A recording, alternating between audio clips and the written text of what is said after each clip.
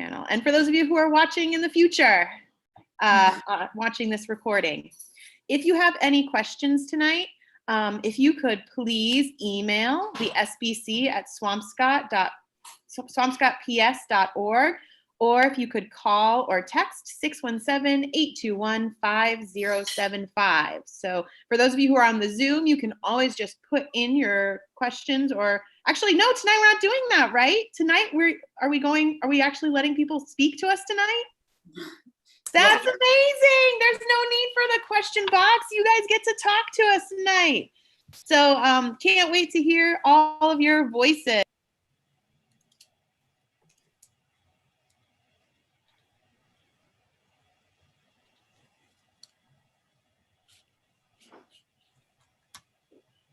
So here we are, and I'm gonna, is here?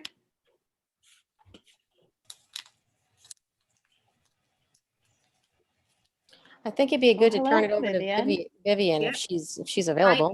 I am here. Hi, Vivian. Hello. Thank you, Katie, for that wonderful greeting. It's always so nice to hear your voice. David, you have control, right? Excellent. So I also want to extend a heartfelt thank you to everybody for joining us tonight. It's a beautiful day. Hope everyone enjoyed your Labor Day holiday. I want to thank you for joining us tonight, and we appreciate you and all your comments and your feedback. Before I get into introducing our team, I also wanted to let you know that in previous presentations, we provided there was a great discussion, and we hope to build on that tonight. So we very much ask for you to raise your hand. We gladly will accept participation, and we're excited to actually hear your live voices instead of just questions. We will provide a recap of the options, but our primary focus for tonight will be on the circulation around each site and as it pertains to drop-off and pickup. As I said earlier, it is imperative that we hear from you. Your opinion very much matters, and the School Building Committee will need to hear from you as they start making a selection towards the option to submit to the MSBA. They want to hear from you, your opinions, so that it will be a good representation of this community. I'm Vivian Verbedian from Hill International. I'm very excited to be here tonight, as well as to hear from you. I'm accompanied by Paul Callis from our team at Hill International, as well as the LaValle Brunzinger team, your architects, Lee Sherwood, who I'm sure you're all familiar with, Ann Ketterer from LBA as well, and David Harris. David, if you wouldn't mind. So a really quick, just give you a synopsis of where we are on the schedule. If you'll note that there has been a slight shift, we did go back to the MSBA and request some time, additional time, and we were granted an additional month to do more outreach, public awareness, so that we can make sure we hear from you, in order to make sure that the selection that is made by the SBC and ultimately made to the MSBA represents you as a community. We don't want to squander this additional time, and we take it very seriously. And here we are again tonight to hear from you. If you are uncomfortable at any point in this presentation to voice your opinions in this forum, please don't hesitate to use the email address provided, the phone number provided, or just go straight to the SBC at swampscottps.org website and take the survey. With that, I'll give you a quick idea. November is the preferred schematic report submission. So the SBC needs to make a decision on which option they're going to select, and where we will do further review and make a submission to the MSBA. After that, we will wait for MSBA's review and comments and definitely respond to them appropriately and within the guidelines and the timeline that they arrange. In April, soon after, once we have approval, we will start into the schematic design. Schematic design will be submitted in April of next year. I can't believe we're already talking about 2021. Secretly, I'm kind of glad for this year to be over.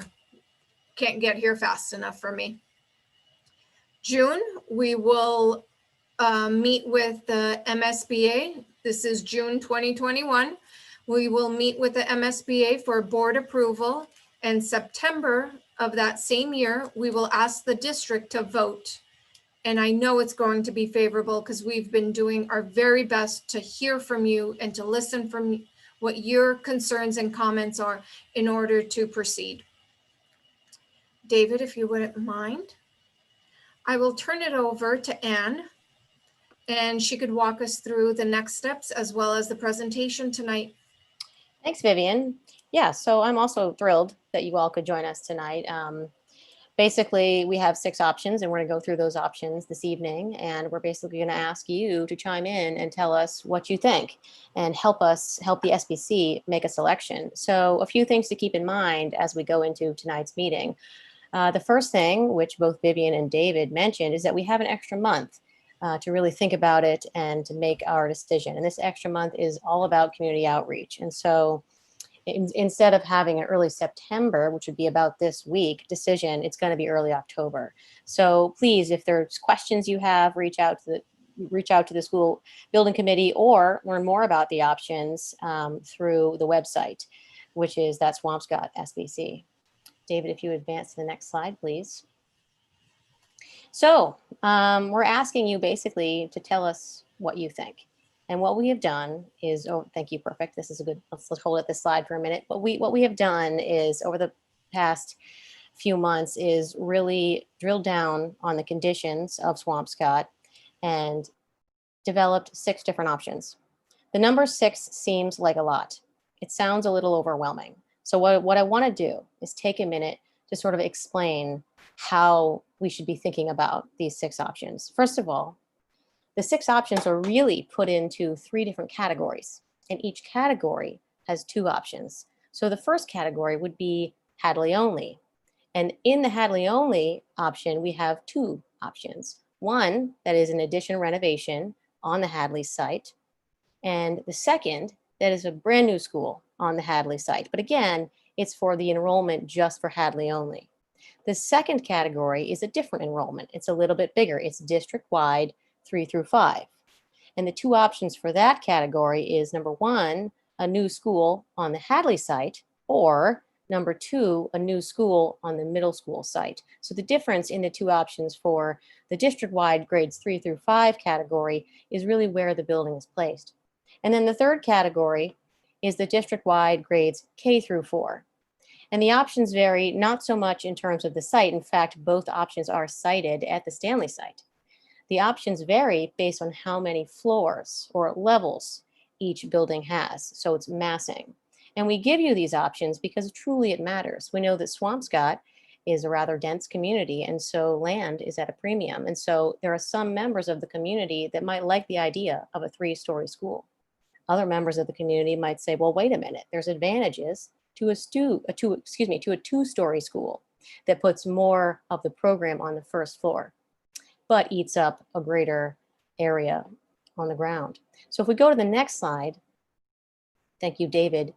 We want you to really look at each of those 6 options and look at them through the filter of your community priorities. We spent the last 6 months talking to you, talking to neighbors and parents and students and teachers and staff members to understand what's important to you and what your unique Swampscott conditions are.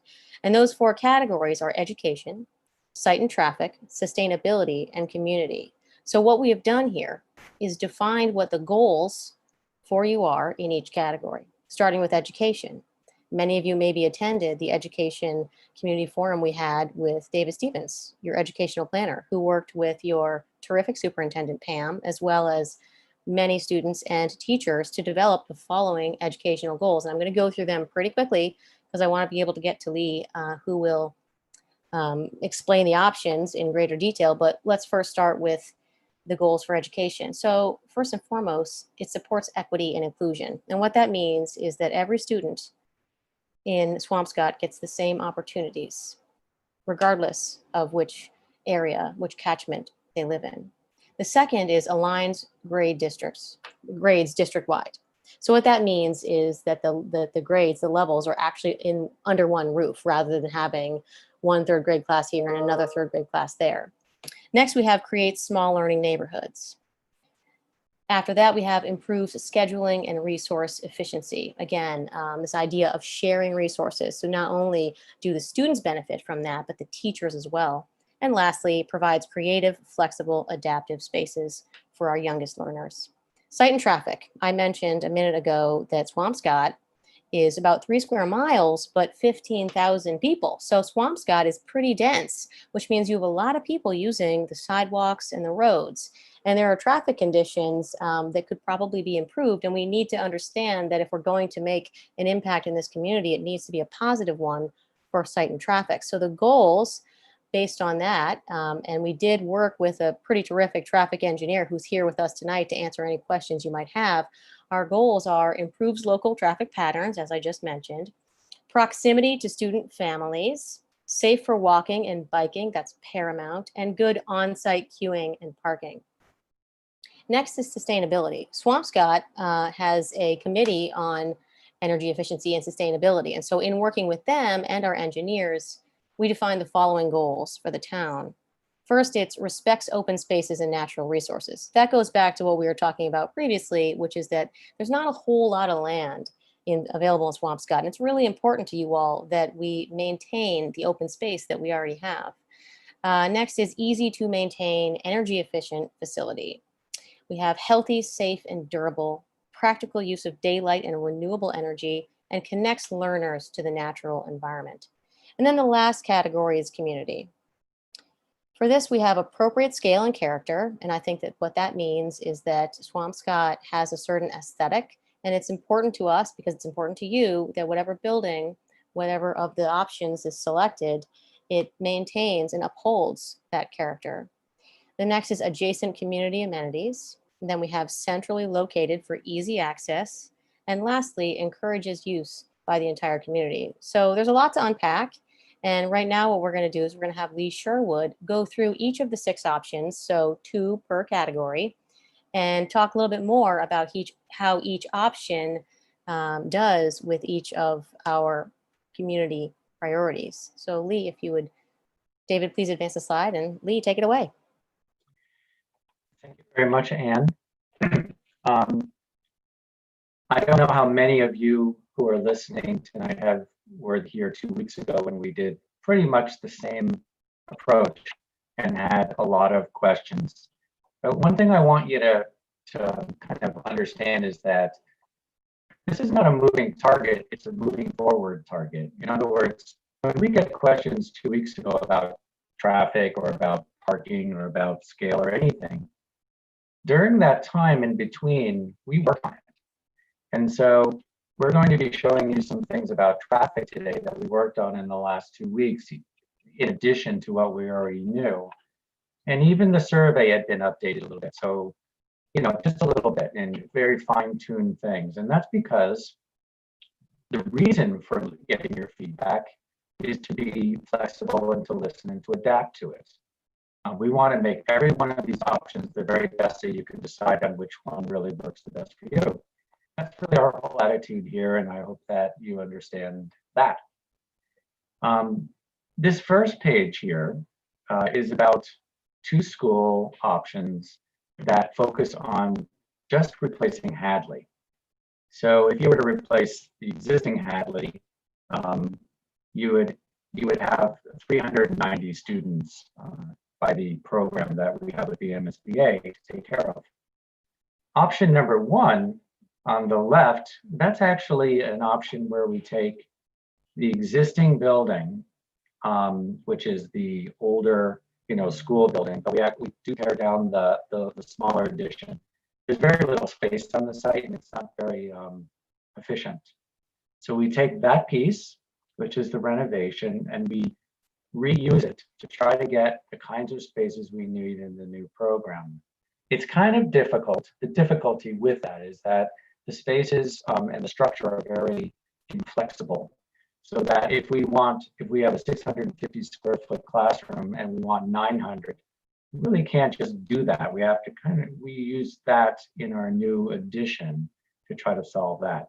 So we also have an addition next to it that does mostly the academic spaces. As you can see, there's on the left, on the bottom, the little orange bubble, that's about education. It doesn't fulfill many of the educational requirements. We can talk about it more, but it doesn't really create more equity in town because there's still 3 elementary schools of vastly different abilities. We also really don't create great learning neighborhoods. It's not even that flexible for people coming in from the street because it's the older building. I will say though that of all the 3 different sites that we're looking at, Hadley is one of the great walkability scores. It's close to a lot of the families, and that makes it a pretty decent downtown location. And then we can make it into a healthy, safe place. On every single one of these options, if you're really into open space, and a lot of people are asking those questions, if you look under the purple, it'll say how much play space is available in that particular option. In this case, 13,500. We even broke it down into square foot per students, 35 square feet for students, because someone asked that question. And so therefore we gave them the information. On the right, called option 2, is a brand new school of the exact same program. But because we're able to build it new, we can really control where we put the students and where we have all the levels and all of that. So in this particular case, the student classrooms will be in 2 side wings, and all of the community and shared spaces will be right in the middle.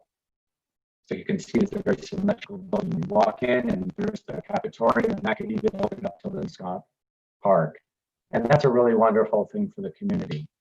Because it's all new, we can establish small learning neighborhoods and do exactly what educational and 21st century learning requirements demand.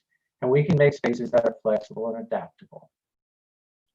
It can also be more energy efficient.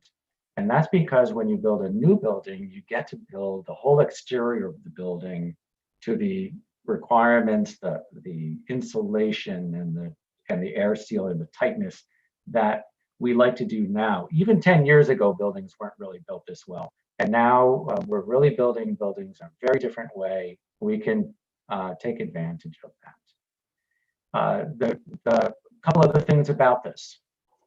You may notice that the renovation addition scheme projects the cost, if you look at the project cost, a little bit more than a brand new school. Isn't that interesting? And that's because when you do the renovation, you really have to bring it up to make it last another 50 or 60 or 70 years, like the new building. And with a renovation of an old building like that, that's a really difficult task. It actually takes a lot more time and energy. The new building on the right, or actually both of them, will probably require some temporary classrooms be attached to Stanley and maybe the middle school for a year and a half or so while this is being built. We can talk about that more in your questions, but that is part of the price or the cost that's shown.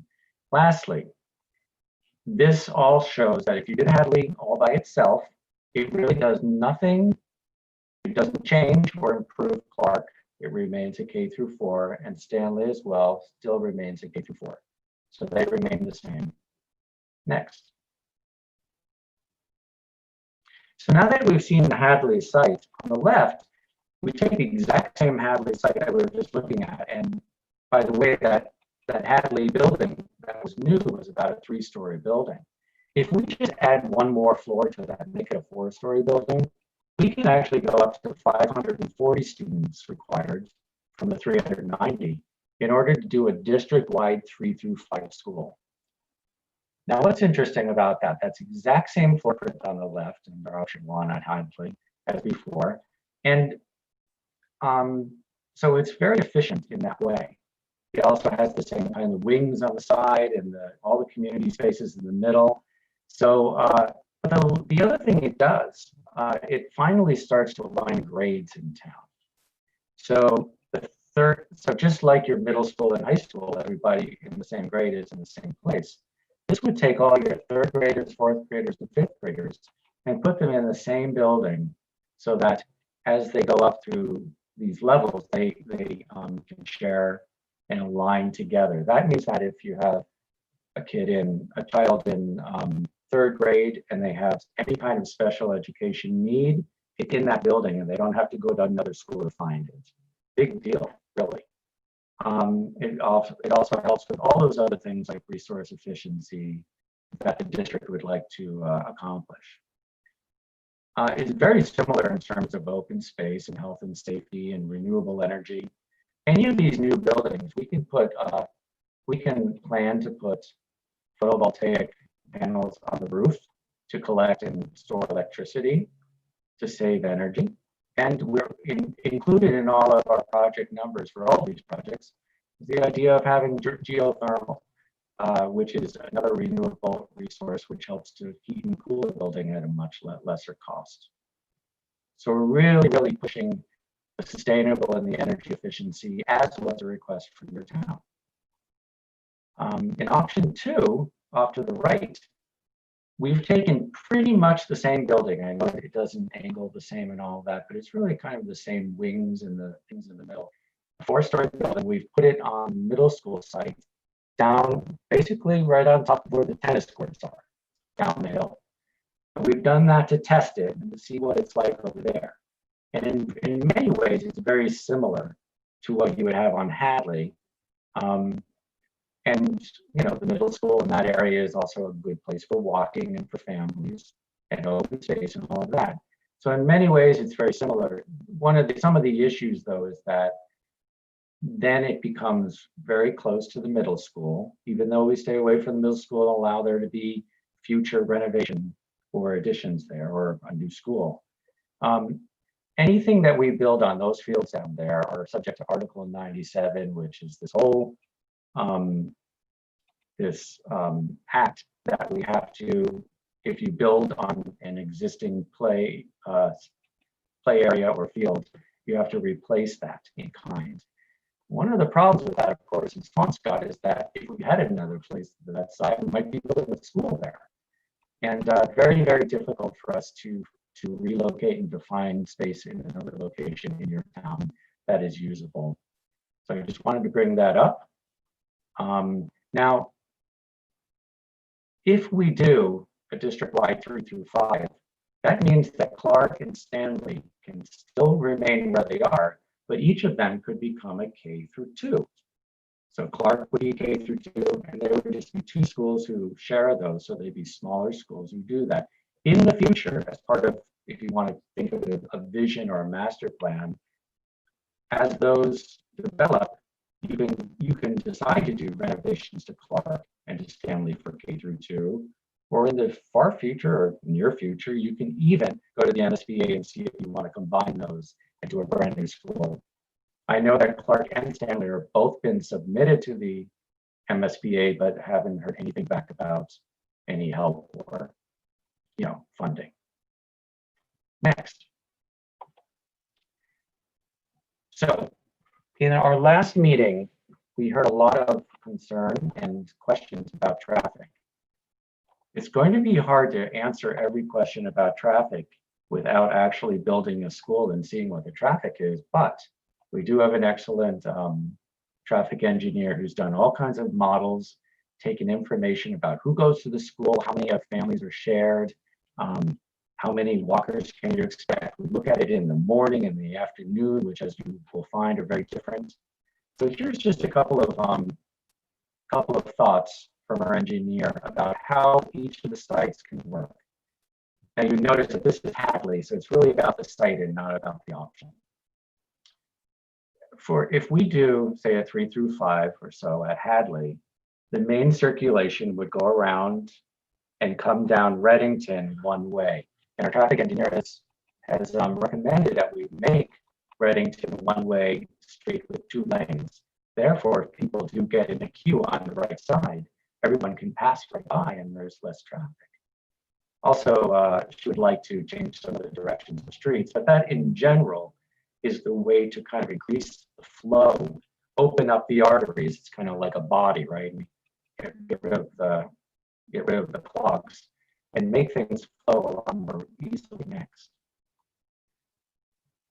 Now we can always go back. Next. Okay.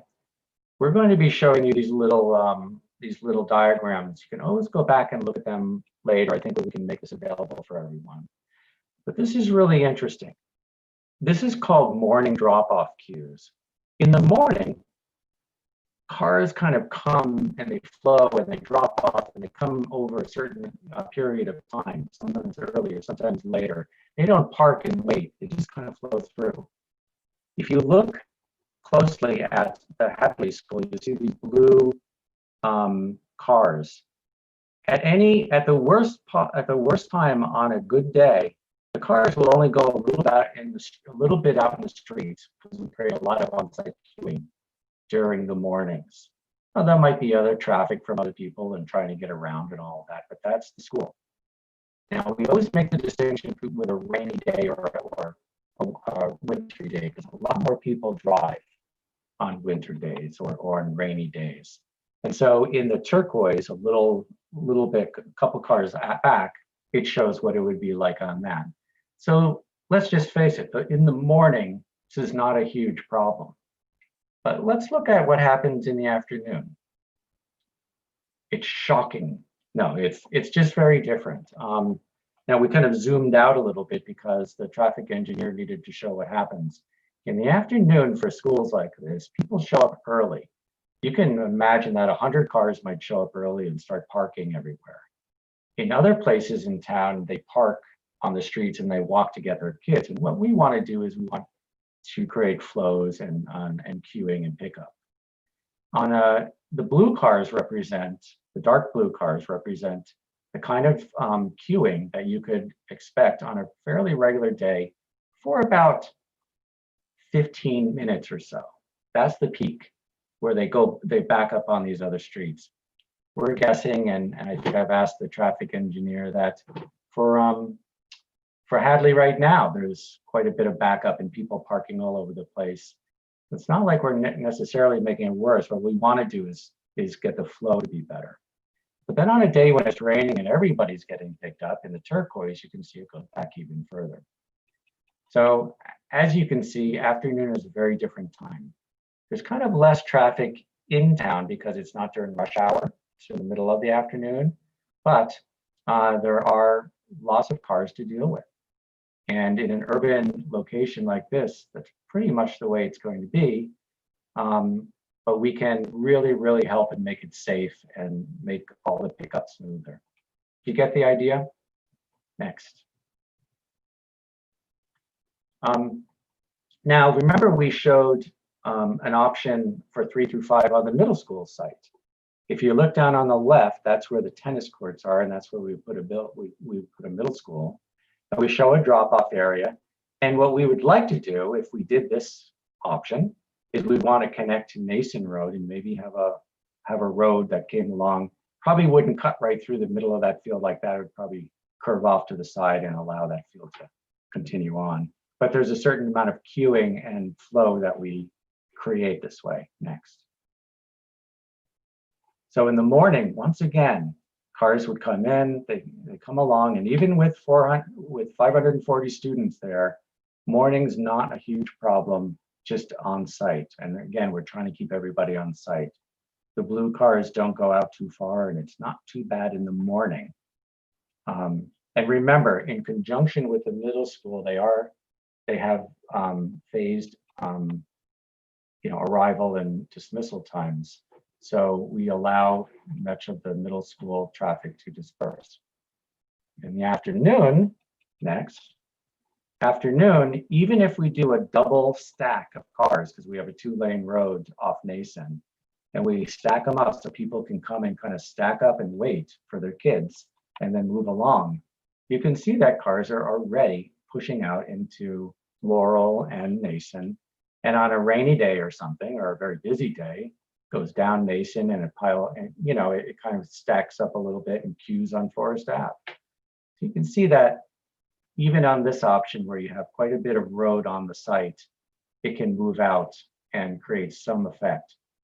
How is this compared to what you're doing right now, say at the middle school or at Stanley, where you park the car and walk? We hope that this is actually much better because the cars are moving, they're flowing and not just blocking the roads. Next. The last option that we want to talk about is the next size up. And this is the district-wide K through 4. The concept here is that you would take all 3 elementary schools, combine them into one larger school, so that everybody gets the same equity. We have aligned all K through 4 grades, and kind of figured it out that way. The good thing about the Stanley site is that it is big enough, and really your only large enough site to do so, to hold this possible 900 student school.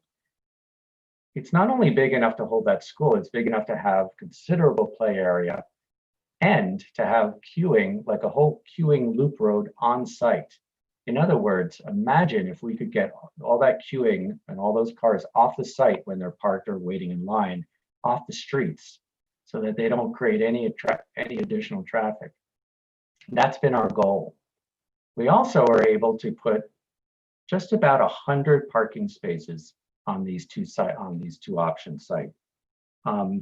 And we were hoping to get upwards of 120. So getting 100, that is pretty good, and we can work on the extra 20.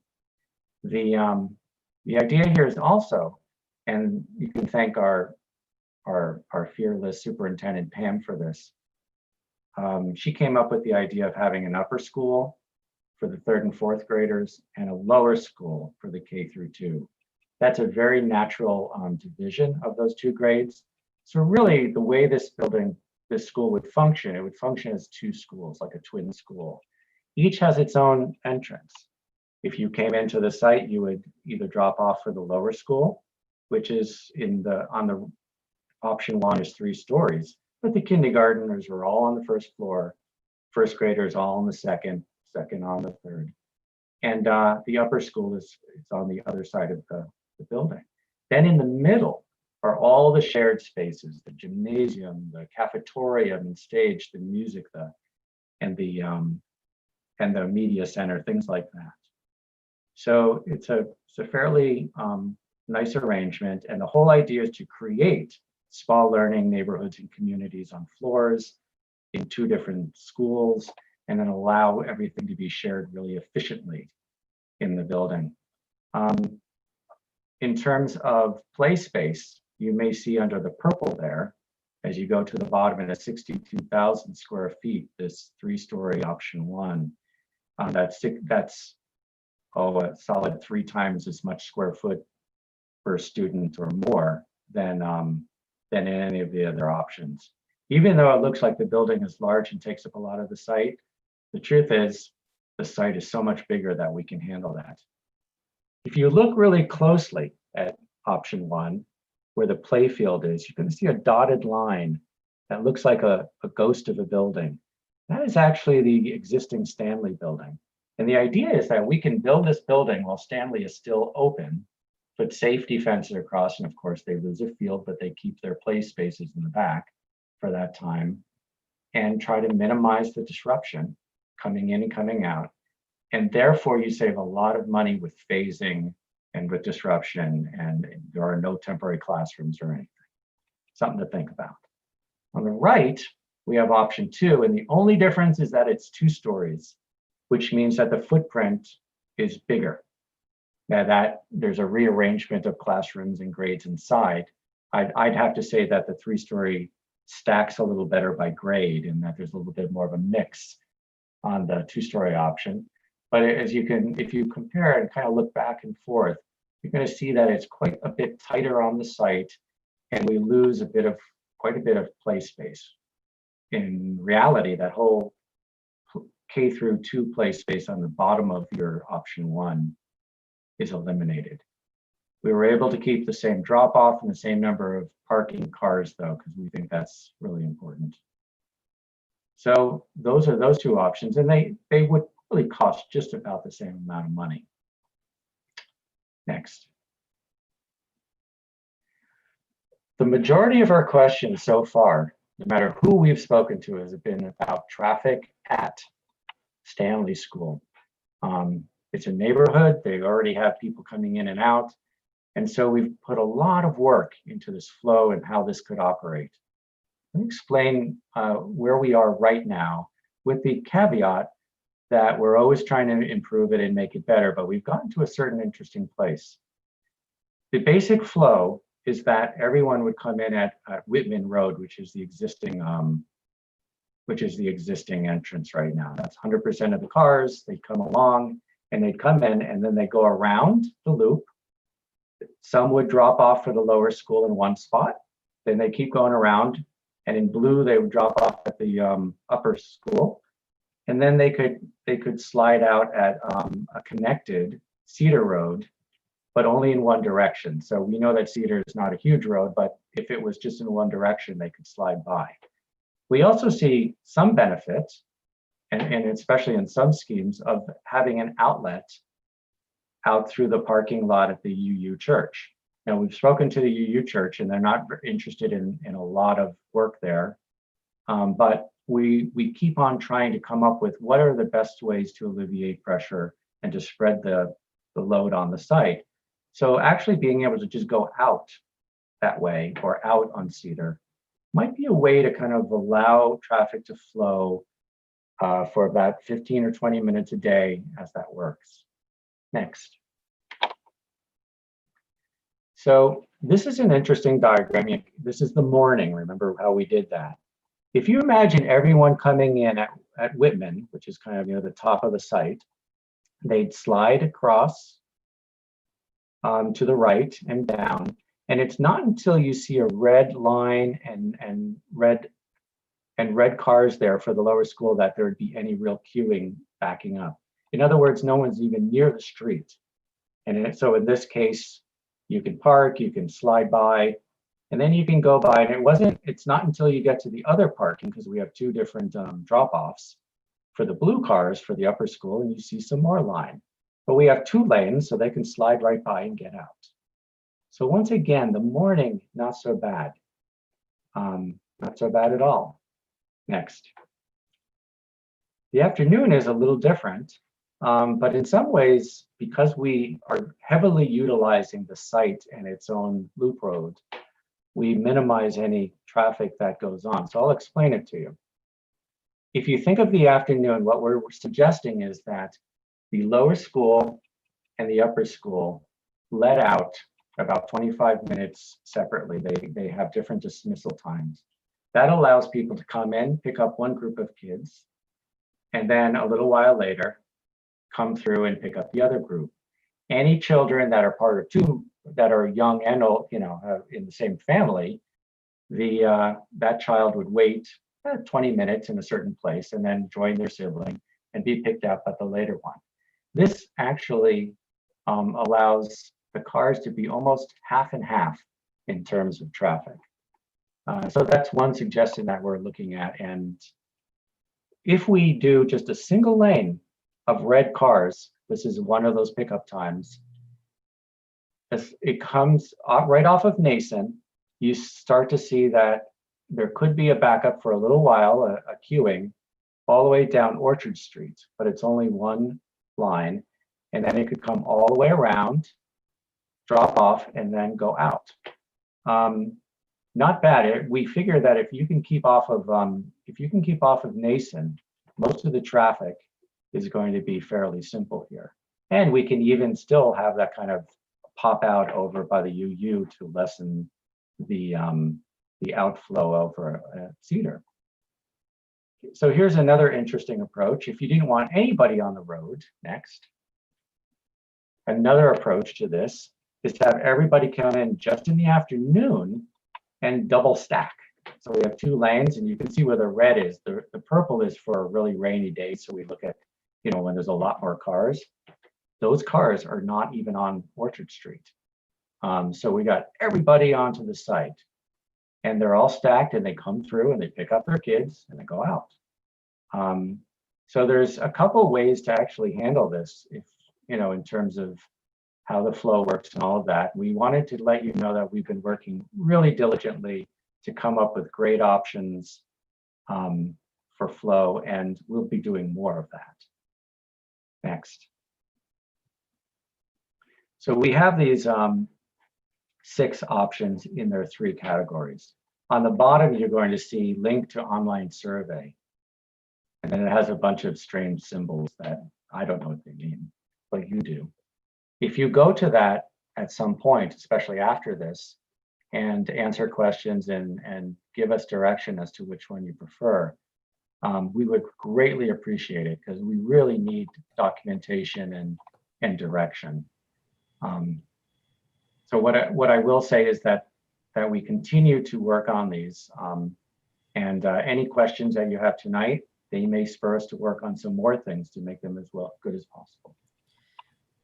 Thank you, Lee. We do have someone in the attendance that is raising their hand, Laura Goodman, as well as Tyler. So Laura, I'll call on you first to please speak. I think one of the hosts, Suzanne, you have to give permission to Laura to speak. Okay, I thought I made you a host. All right, Laura, you should be all set. Just unmute yourself. Okay. Yeah, okay. Hang on 1 second. And Suzanne, in the meantime, if you want to make me a co-host, I'll be more than happy to orchestrate. So my question is about the recent slide you showed at Stanley, where you show in fair weather 240 cars accessing the site, and in inclement weather 271 cars accessing the site. And I'm confused about that number, because I remember on previous slides it showed that 90% of the students at Stanley from your traffic study were driven. So if 90% of, if it remains the same number of students who are driven, I don't see where that number comes from. Well, I will say, this is Lee, I will say thank you for that question. It's not fuzzy math. It has to do with a lot of different factors. Rebecca's here, but I'm going to try to answer that. And if I do a really poor job, I'll have our traffic engineer do it. If you start with a max of 900, the truth is that there's only so many people, there's a certain number of kids who walk, not always even on an inclement day. But what our traffic engineers have done is they've gone through and they've figured out how many people also double up cars because they're in the same family. And there's a certain percentage, like 15% or something like that, that also do that. So then you get, and they have a number of around 75% or so of families who would be single driver. And then on this particular, so I think the number is closer to 685 or something like that if everybody who drives, for a family drove, and some walkers. Then on this particular side, the reason why those are so small is because we're actually doing 2 of these in a row in the afternoon. So as you might have remembered, in the morning, there may not be any reason for us to do 2 drop-off because 2 drop-offs, because the cars just flow through. But in the afternoon, we're recommending that you have 2 dismissal times. So each one of these represents half of the cars. So that's why it gets to such a low number, and that's why we're working, you know what I mean? Now, if it came to actual math, so that's the concept there. If it comes to actual math, I would have Rebecca explain it. Did that start to make sense? Or did it sound like I was a politician telling you something? So it's 271 twice in a row. So it's That's right. 271, then 271 right after that. Is that what I understand? That is correct. Okay. Then- And then yes. So the Yes, total number is, okay, got it, is still the same. Yeah, so what these are the kinds of things that school communities do in order to spread the load and to make things safer and more reasonable. So we figured you might be able to learn to do that too. We'll see. Thank you.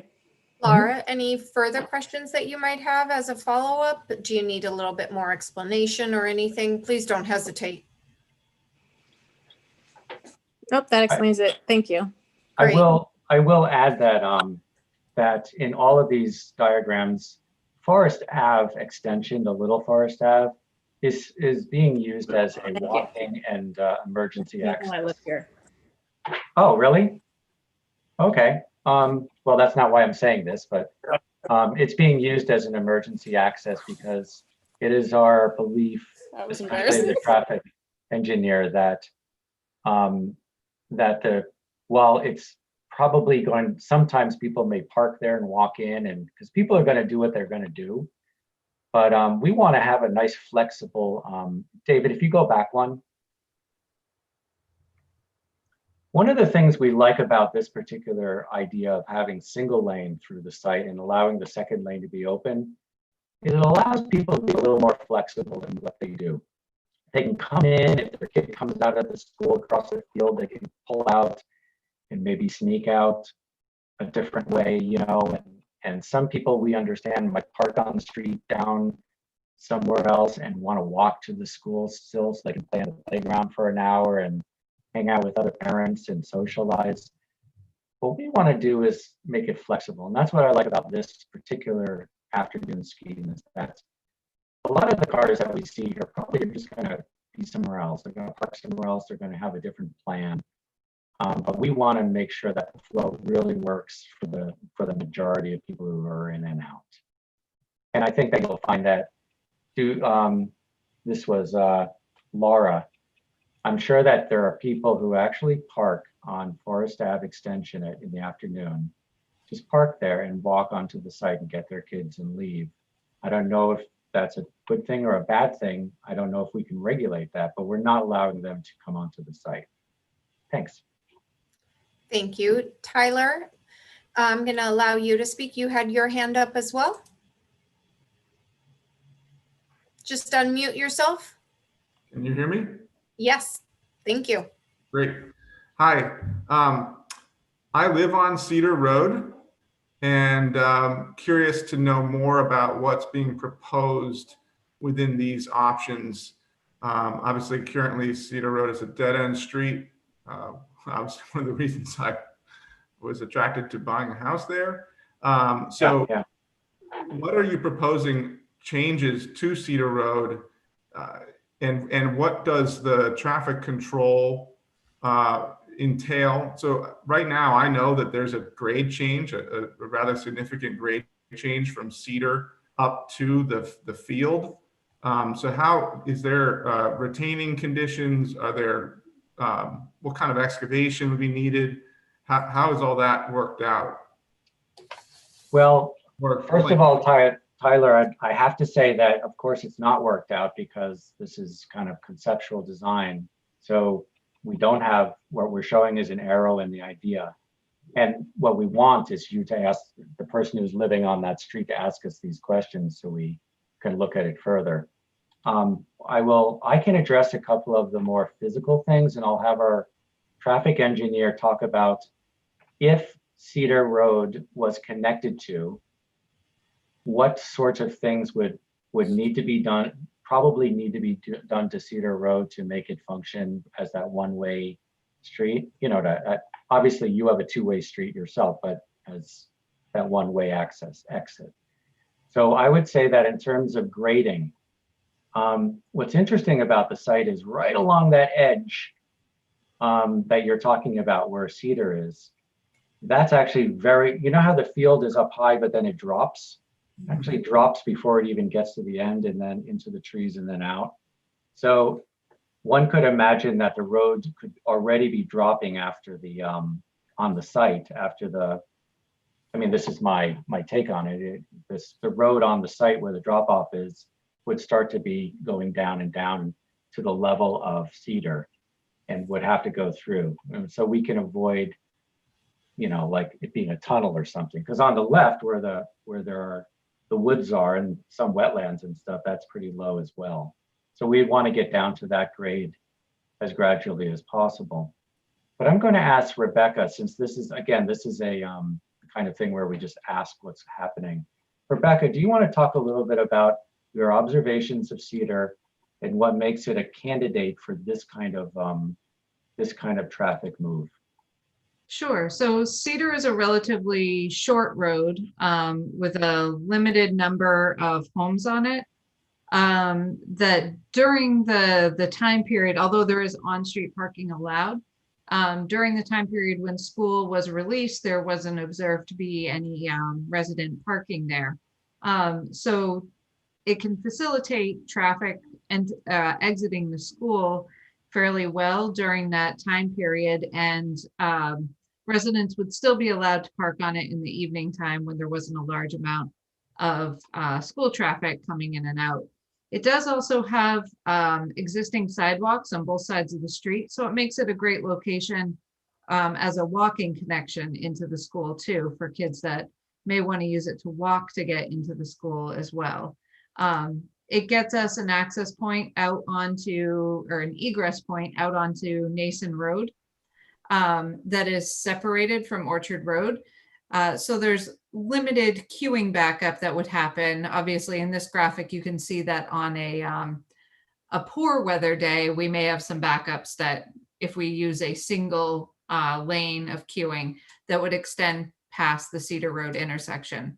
But on a fair weather day, it would not. So we can facilitate getting cars in and getting cars out without creating a gridlock situation where we'd have the entering queue backing up past the exiting queue, and then everyone kind of gets stuck on the site. So for those reasons, it can work very well.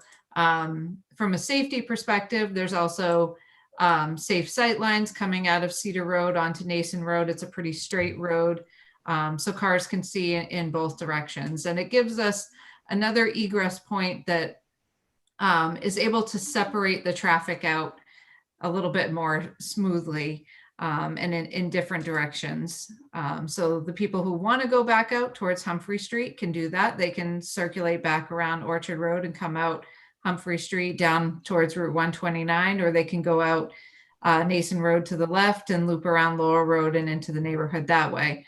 It gives an opportunity for parents easily to come in and pick up their middle school students and their elementary school students as well, using that access point to go back and forth between the two. So I also, Tyler, first of all, I want to thank you, because this is exactly what we're hoping for, is that somebody like yourself would say, hey, I live on that street, because we do want to hear feedback. I would also say that, you know, while Rebecca was talking, I remember a discussion we're having. It's only during this short time during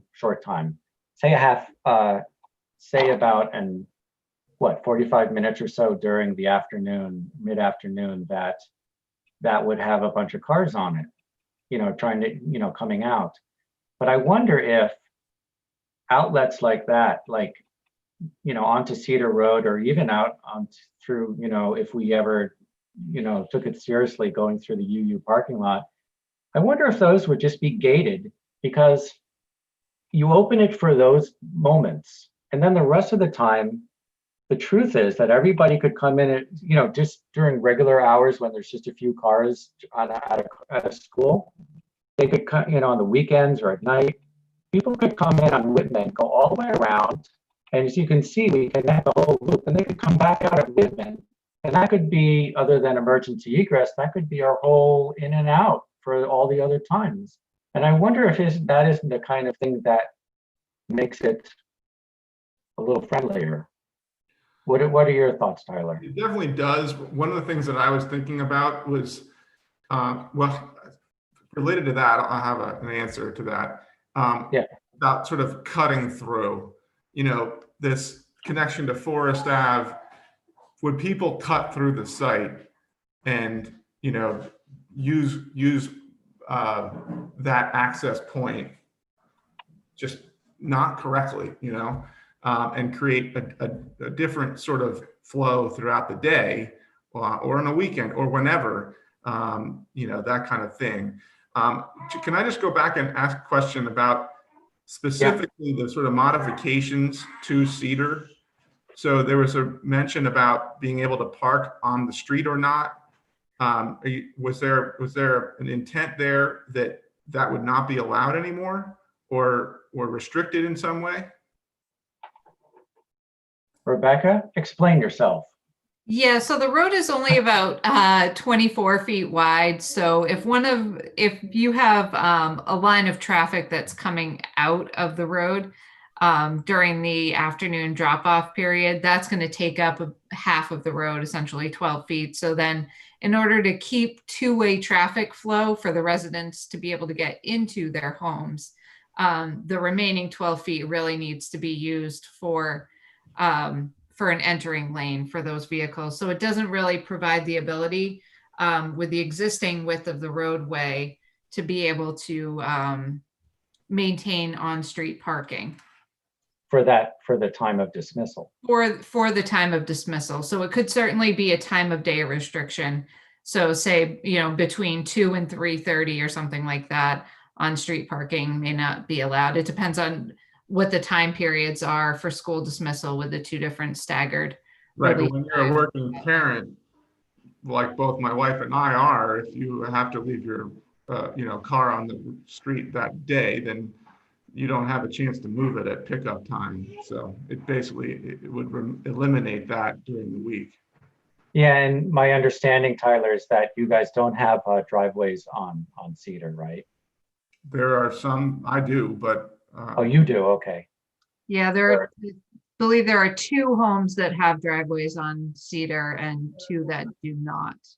Okay, well, that's a thing that we would really have to and want to solve. Again, we're putting this out there because it's a very, very good flow and traffic and queuing idea. And honestly, a few people during our questions and answers in the past have said, why aren't you attaching to Cedar Road? Now, you might want to find out who those people are and talk to them. But what I would say is that, going back to the comment about the grading issue. Sure.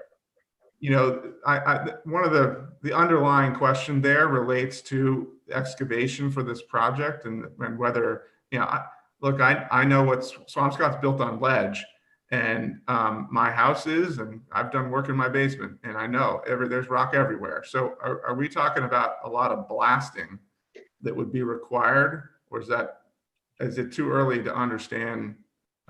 I'm an architect. I do this stuff. I know where we are in the phasing of this really preliminary, but just curious if there's blasting expected in one scheme versus another. I'm glad you outed yourself as an architect. Now I can, I understand. But well, one of the things I understand is why you're so kind of knowledgeable about the different things. So I'll be even more careful not to say something silly. What I would say is that Hadley site has no apparent ledge, and you can dig pretty deep. It has a basement and it's pretty dry. So that's a very interesting site. Now, none of these we've done our own deep borings or anything, but there's a ton of studies and environmental surveys on all of these. We know that there's a lot of ledge and water down anywhere near the middle school, but if we build right where the tennis court was, not bad, but all around it is dicey. Right here, as you know, when you go up on that field at Stanley, you see little ledgy outcroppings over by the the west side where the UU church is. Mm-hmm. There's some up there. So we know that there's some kind of ledge there. We asked about some of that, and David Harris, at one point we were told that they thought it was the type of ledge, that you can you can pick away at rather than blast. But we can't promise that if this site is chosen and we want to lower say the elevation of the first floor of this building just to get it down a little lower and all of that, we would definitely go in and do a whole bunch of borings and find out what type of ledge and what would it be. If there was a lot of ledge, we would have to balance the cost of removing ledge anyway with the elevation of the school. That's one thing, as you know. If we can peel away at the ledge with equipment rather than blasting it, that's a different kind of ledge, and we would hope it was that type more. And then lastly, if there was blasting, we would have to come up with, for a few days or something at the beginning of the project, we'd have to come up with a whole blasting protocol where you go to every neighbor and you take pictures and you sign forms and you do a whole protocol in neighborhood meetings to make sure that if anything happened, it was all covered by insurance and stuff like that. That's very, very standard now, right? And so I can't promise that there wouldn't be any, because there is ledge in that area, but it's contingent upon us to tread as lightly as possible on that because it costs money, and we need to balance that. Does that make sense? That's trying to be an honest answer. I expected the answer to be. Yeah, kind of how you would answer it. Yeah, I mean, as a resident 2 doors down, there's concern there, about damage, and just knowing the different grading as we, go up to the field and up to Stanley. Well, Tyler, I think one of the things you pointed out here that we're going to do, we're going to go to Stanley in the next week or so, and we're going to do a height test with balloons to, as you remember, like you can so we can walk around the perimeter and take pictures and see what the height and where you would see the height of the building at 2 stories and 3 stories. Mm-hmm. We're going to let's spend some time down by Cedar and that whole edge there and really start to understand a little more to the level that you understand it, what's going on with the grading and there's some wetland back there that we have to be very, very, if we go near that, we have to replace and restore and in other words, to do Cedar is take some real thought. Yeah, is that the wetland that's shown in the dark green on your drawing? Yeah, there's a pond off to the left and we stay away from that. But if we go through the back corner of the UU site, there's some wetland right on the edge there, I believe. And we don't know how well it's mapped right now. That would take a better survey, but we're trying to avoid, we feel strongly about natural resources and we have to avoid and we have to replace. So we would be very careful about that as well. So there's a number of things at that one spot. Probably why your street is a one-way street in the first place, right? A dead end. Yeah, exactly.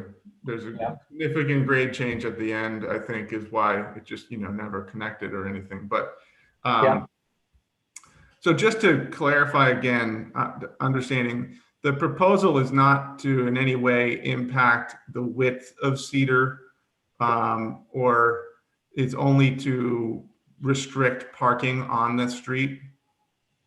And there's no traffic signal and no light or anything at the end of it would just be like a crossing guard. Is that what the traffic control means? Yeah, it would likely be a traffic control, a safety officer out at the intersection of Nason Road and Cedar Road for about a 45-minute period in the afternoon, and potentially about a 30-minute period in the morning as well to facilitate cars coming out of Cedar Road onto Nason Road. So I think that the important questions were, if obviously, since you already have sidewalks and you have small lots and small houses, at this point, no one is suggesting the idea of widening and taking your land and all, pushing and all that. But we do see naturally the the issue of you have 24 feet, which is wide enough for 2 lanes. But the idea of if people are parking on the street, that definitely gets in the way of the free flow of traffic on the street, and we would have to solve that problem. Yeah, I mean, I will say there was a comment that said we didn't see that. I will say that that does happen. Obviously, during the winter, there's restrictions on street parking throughout the town relative to plowing overnight, but the streets definitely do get used. Our neighbors do not have a driveway on Cedar Road on the other side of the street and on our side of the street. So there's definitely parking on the street quite a bit. Can I ask you, I'm going to ask a really silly question, and please don't blame me for my being naive. To people who don't, and again, I might get a personal phone call like, what are you, silly? But do they want a driveway? Or, I mean, is that people who would like a driveway, or it's just too small, there's no room for it? Yeah, there isn't one. There isn't room for it. They have to access, I mean, I'm sure it's the way that the lots were laid out originally. Yeah, too small. The backside, or their driveway is very, very small. And if you have more than one car, there's no room for it. Gotcha. So there is that. Yeah, I think I can see which those are. They don't have much width there. Okay, well, here's the idea. We're showing you this as a concept because it could be a problem-solving concept, and we're trying to spread the load of the cars and the people and all of that. There may be creative ways to mediate that. And I've been promised, and I promise that we will work with you in the neighborhood and try to. Yeah, I appreciate all that, Lee. I do. I know. And I think that there's a couple sort of, concerns or questions that I have about that. It's specific, the functionality of all this and what the sort of changes would be to my, daily life as a result of it. But then it's also about the character of it. That's why I asked about the grade. If they're going to end up being a bunch of retaining walls and that kind of thing, then it becomes a much different feel. Right now there's a little lovely little path and a lot of people walk down our street with their dogs and whatnot to cut through up to the field, and there's certainly traffic. It's much more pedestrian. And there's just a nice quality to it. It's a little wooded area. If that turns into a road with retaining walls, and it just becomes a very different kind of feel. It sounds like it's best if we can actually take care of all that stuff on the site before you even get to your your juncture. Any kind of grade changes and stuff, get down there and make it as natural feeling as possible, and really work with the landscape on that. But I don't have an answer, and I understand it's perfect that you were here today to bring up these points so that we could do some work. Yeah. Could I ask Tyler a quick question? So Tyler, I was wondering if there would be a possibility, if this is something you think would be favorable, of rather than doing a removal of the on-street parking, doing a time of day restriction that makes Cedar Road one way out just during the school dismissal time period, so that people could still park on one side of the street and the traffic could exit the school on the other side. During that time period, if someone living on Cedar Road wanted to come home, they would need to come in through the school and circulate through kind of the service area that's along the north side of the school, and come back out Cedar Road. But they'd be relatively unimpacted by the school traffic, particularly if we used a double stack of cars, because in that case, the traffic wouldn't back up onto Orchard Road. So I'm just wondering if that would be something that would be preferable, because it allows you to maintain your parking on the street as an alternative. I mean, it's an interesting question. My first reaction is that sounds bad, just because it means that I can't, get to my house the normal way.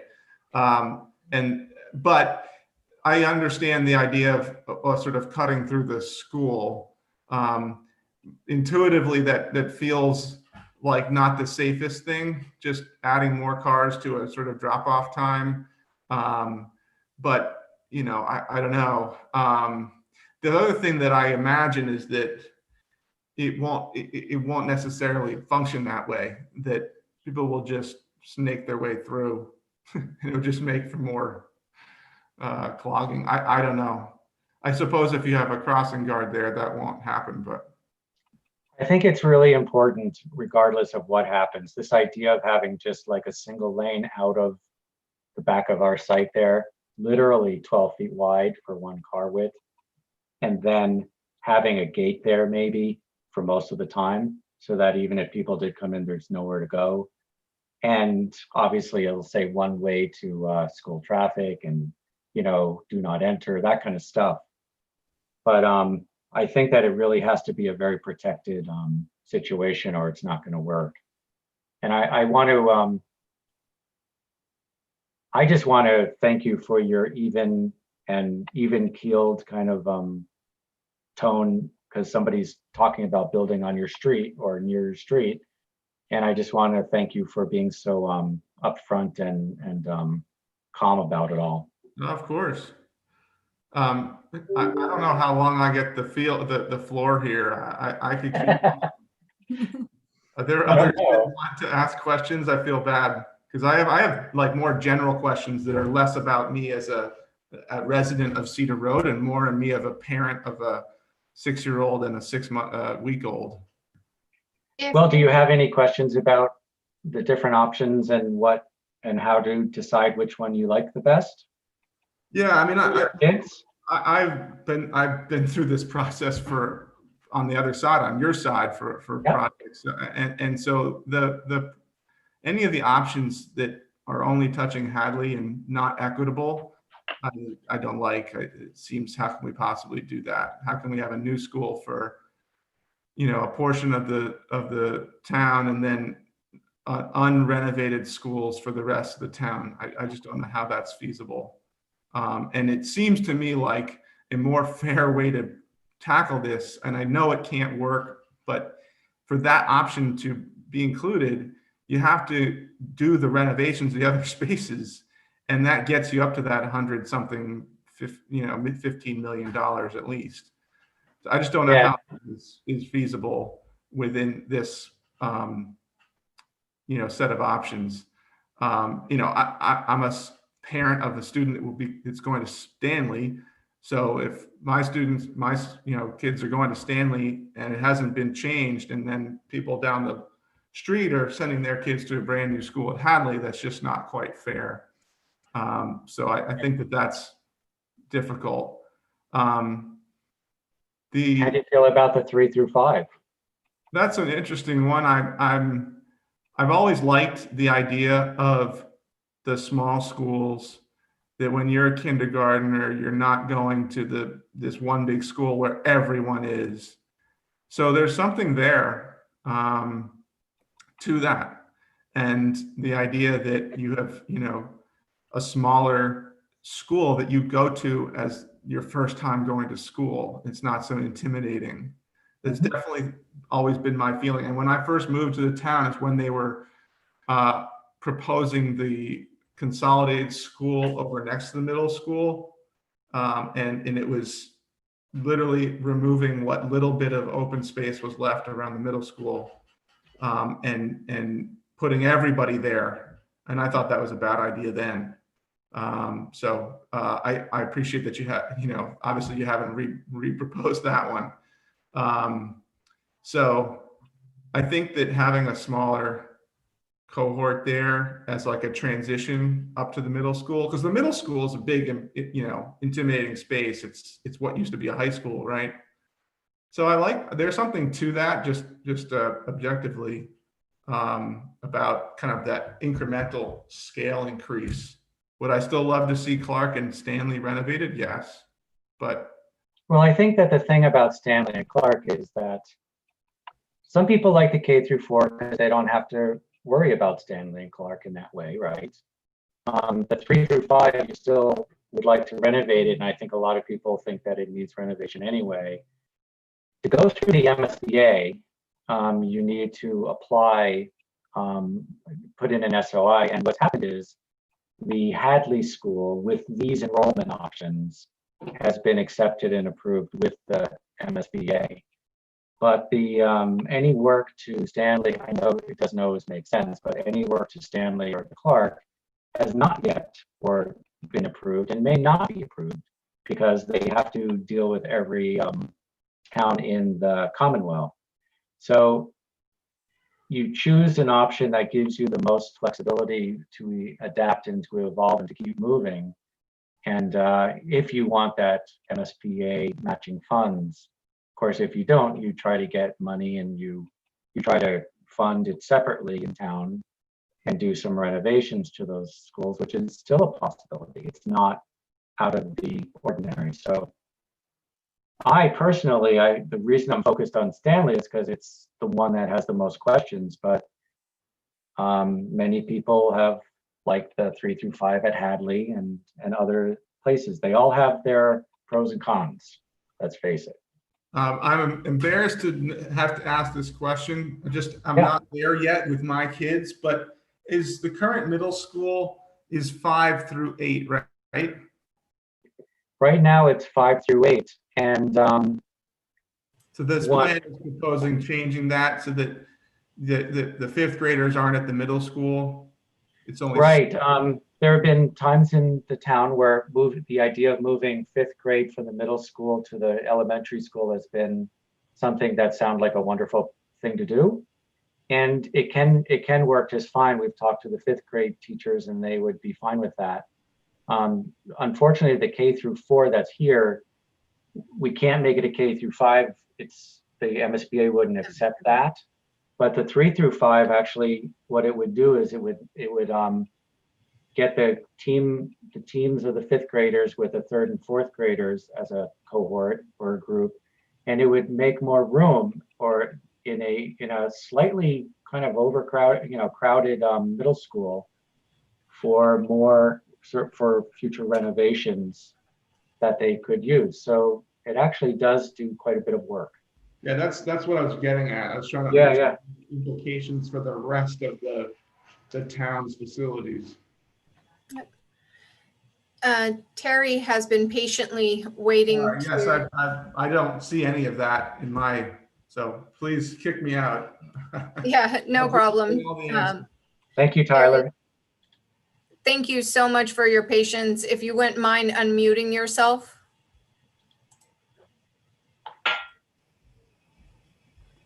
Hello, can you hear?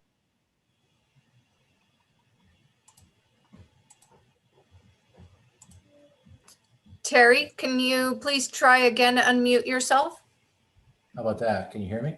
Yes. All right, thank you. And thanks to Tyler Hinckley. I could listen to him all day. My name is Terry Lorber. I'm married to Laura Goodman, who spoke earlier. We live on Forest Ave Extension. We've lived on Forest Ave near the middle school, so we're aware of traffic patterns. I guess I'm still stuck on the total cars accessing the site.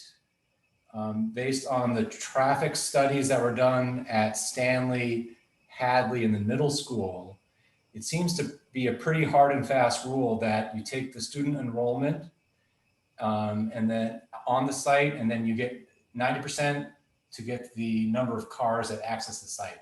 It's not clear to me if that includes staff, but I would expect more cars to need to access this site, even if it's in 2 tranches as you've proposed. Well, let me, first of all, let's go back to the morning diagram, one back, David. Yeah, so that way we have different numbers because they're all at once. And what we'll do is we'll have Rebecca. Are you available still? I am still available. Did you hear the question? I did, yeah. It's So I really think about overall. So I went back to the morning here where that 356, 237, and how did you arrive? Can you explain how you arrived at those numbers logically? Sure. Yeah, so we started with kind of the 900 students that would be coming to the school. And then we actually got the student address information so that we were able to tell how many kids actually came from the same household and would be riding in the same vehicle. So when we did that, it reduced the 900 total kids down to 693 households that these 900 students would be coming from. So we've got roughly 700 households that the 900 kids are coming from.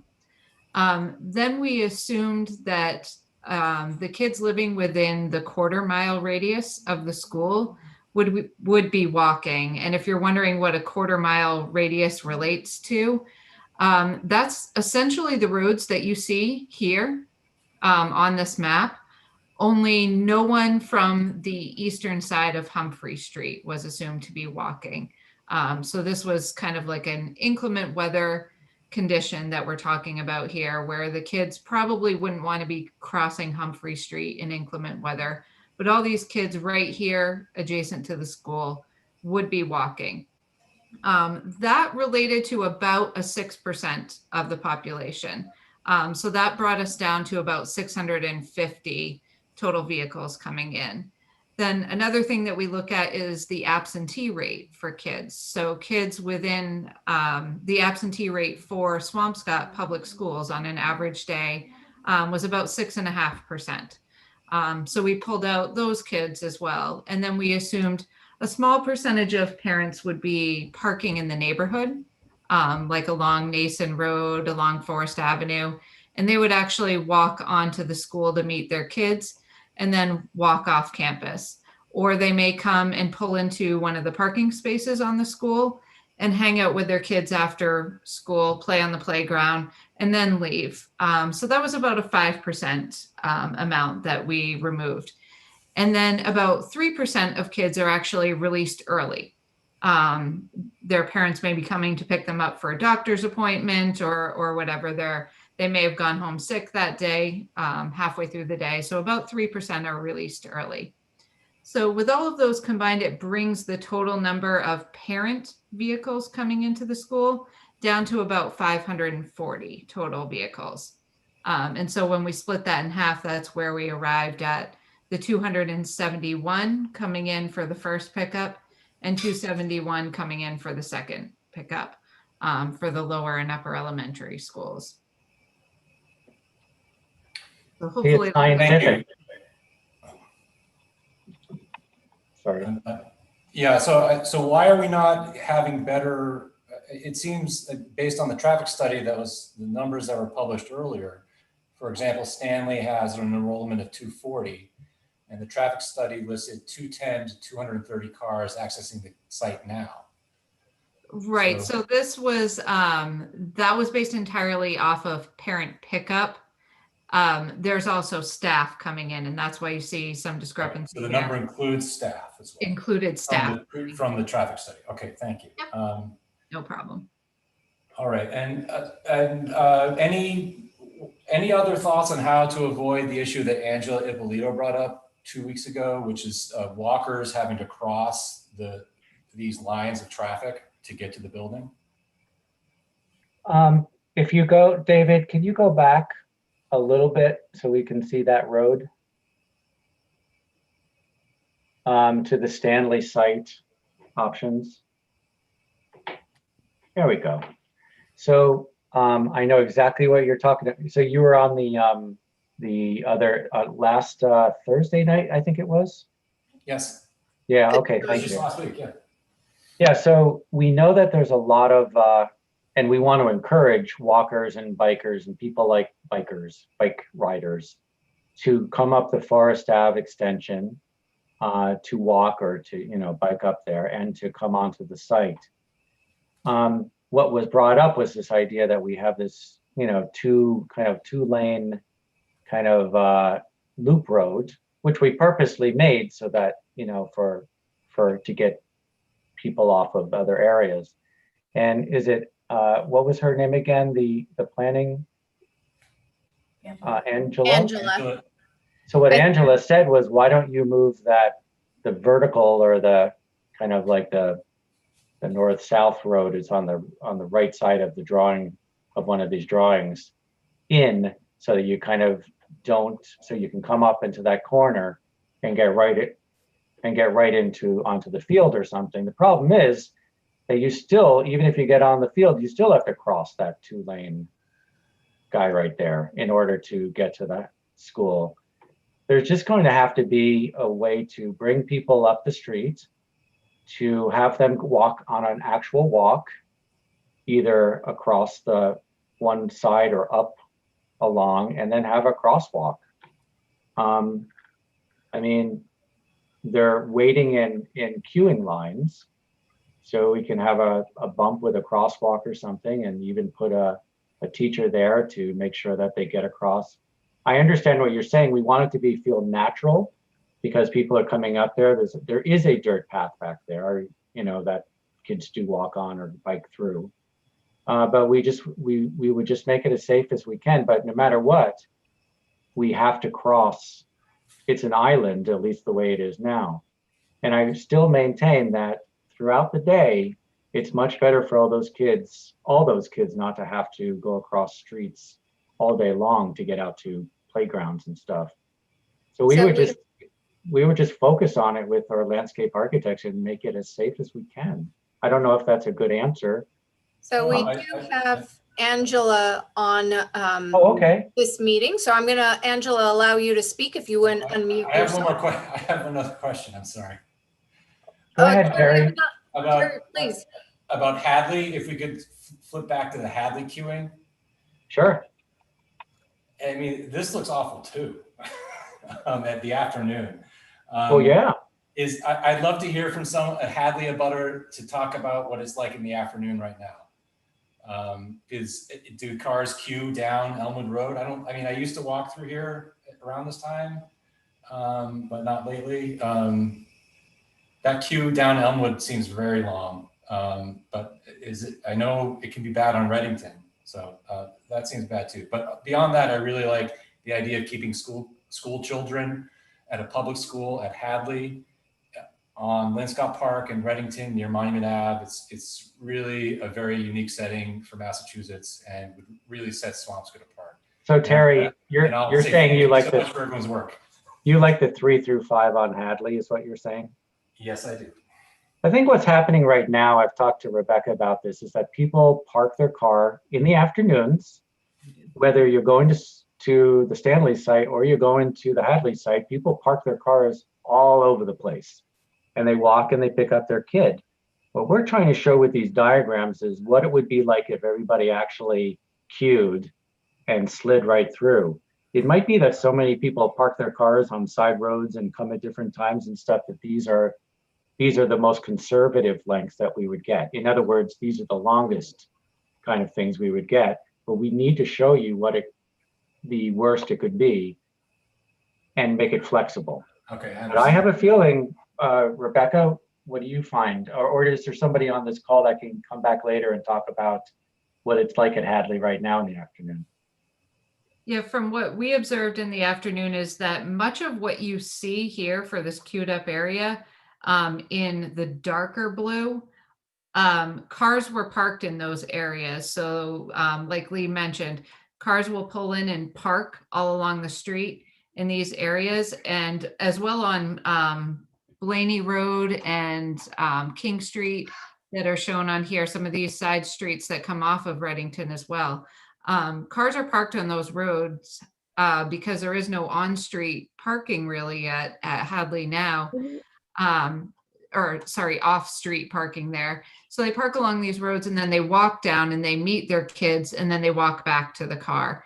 So a lot of that may still happen at the Hadley School, but we wanted to show an option by comparison to the middle school and Stanley School sites of if we provided an off-street loading area and everyone were to pull in and pick up their kids right at the front door, what would that look like?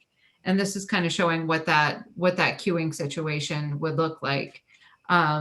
it obviously doesn't give a lot of great opportunities for through traffic to get through. So it may be a preferred situation for people to continue to do what they do now, park their vehicle and walk down and pick up.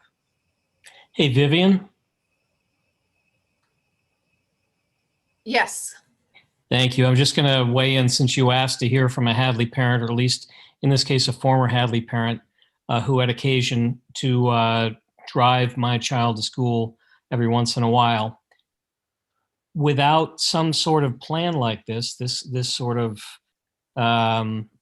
traffic mitigation plan, I think it would be quite difficult. But I appreciate the thoughtful approach to finding ways to fit enough vehicles into the space.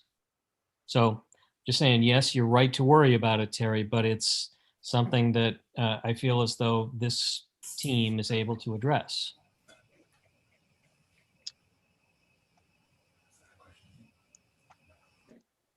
Terry, if you don't have any other questions, I'm going to ask Angela to ask her question.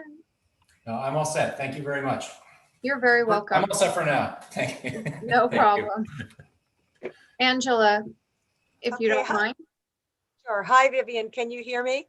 Yes, we can. Okay, great. Thanks, Lee, and thanks, Vivian.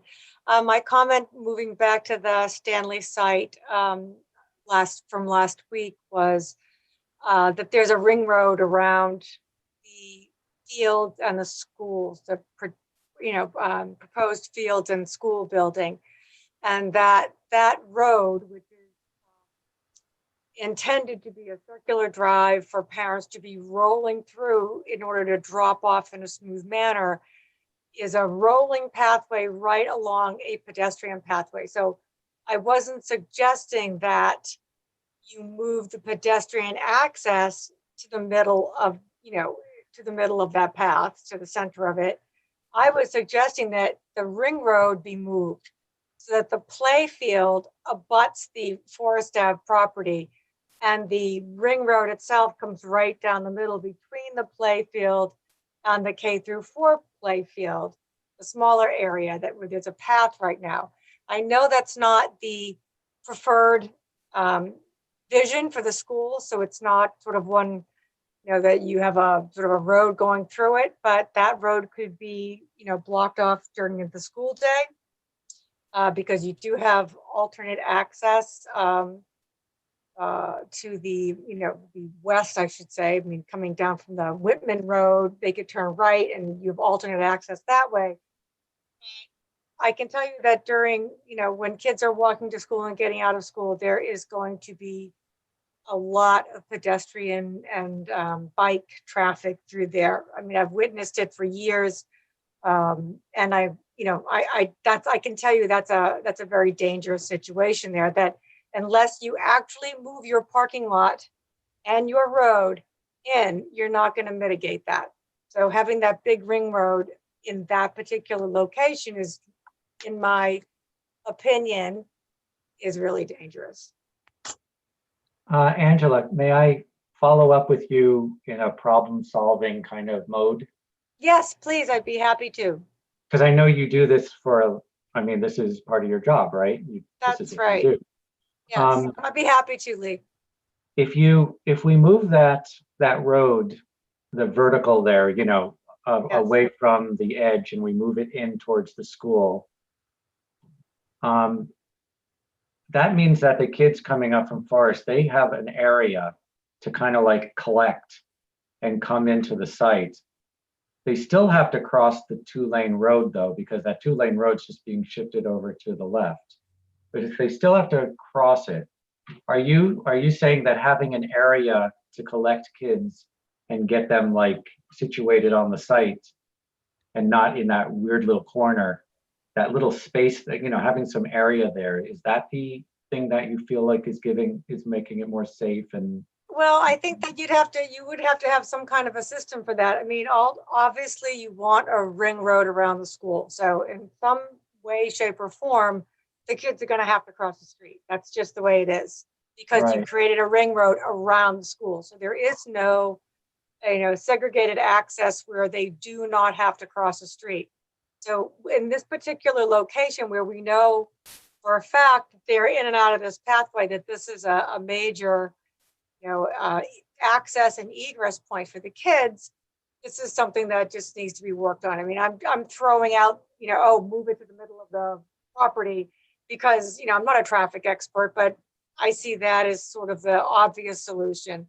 I'm sure there are, there might be other ways to deal with it. I just, Right. I know that parents do walk their kids up like they do from Whitman, but a lot of kids walk and ride because commonly used as a path access because that, that Forest Road extension area that's, sort of part of the conservation area there, the Ewing Woods, is considered a pathway, and kids are, going back and forth all the time. So that's just been a common access area for years, and it, Yeah, sure, we want to encourage it it. should be, it's normal. That's a good place for kids to get there.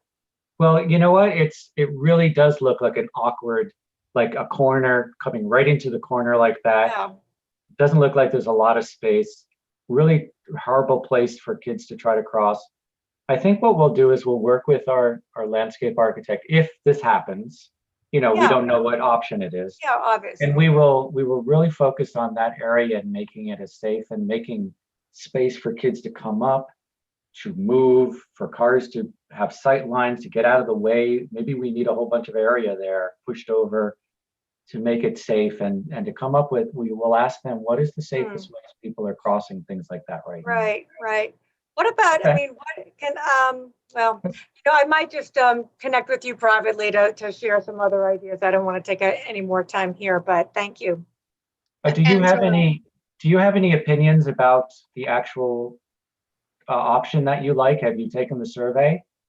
I have, I'll tell you that I think that it's really kind of a configuration decision as opposed to a site, because I think once you decide what configuration you really want to see for a school, that will sort of dictate the site to me. I don't think it can go the other way around, in my opinion. So yeah, that's the way I look at it. But I think everyone feels very differently. So I don't want to, not suggesting that that's the only way to look at it. No, you went with enrollment. Not necessarily. Oh, and also I'm the not way saying that this is my choice. I'm just saying that that's, I think, look, I'm very much in support of a new school. Let's put it that way. So wherever it ends up being, I want to be able to put 100% of my support behind it, which is why I speak up when I think there's an issue that could be improved. Angela, I'll definitely reach out to you and we'll coordinate a time that works for everybody to have a more in-depth conversation. Thank you, Vivian. No, thank you. We appreciate your comments. Tyler, you had your hand up again, so I'm going to allow you to speak. If you would just unmute yourself, please. Can you hear me now? Yes. I didn't know if there was others in the list, so I figured I'd ask. It's sort of following on Angela. Yeah, there is George who is waiting as well, but I believe you had your hand up first. So, okay. Well, I'll try to be brief. It was just following on Angela's comments, and I guess it really relates to all of the different options, but it's about how all of this access that we've been discussing relates to the experience of these buildings, these designs, these proposals. What is the perception, the experience of the entry sequence? What, for example, on the screen right now, when you come up Whitman, you're coming right close to a service entrance, right? You've noted their service, so your approach to the school is coming kind of to the back door, and then you loop around, and eventually you get to the entry. And I wonder if I understand where this is in the stage, and these are very, very preliminary kind of ideas, but do each of the sites offer different opportunities for that perception of the school, perception of the sort of the spaces, both exterior and interior? So this is why I think it's sort of following on Angela's comments. the Hadley options that you showed, for example, there's a very clear front door. There's a very clear kind of relationship to street and then to the park behind. The middle school also has a very clear front, the middle school site, it seems. And so, to me, I always think about this as the eyes of a little kid coming to school, and what is that? Is it intimidating or is it not, is it welcoming? So I guess that's just a question about what each of the sites or each of the options allow as an opportunity for design. Excellent observations. I would say that because Hadley is an urban building, and you kind of have to get the service in there. Now it's not the greatest service entrance in the world, but it's across from the other service, and it's where the service used to be.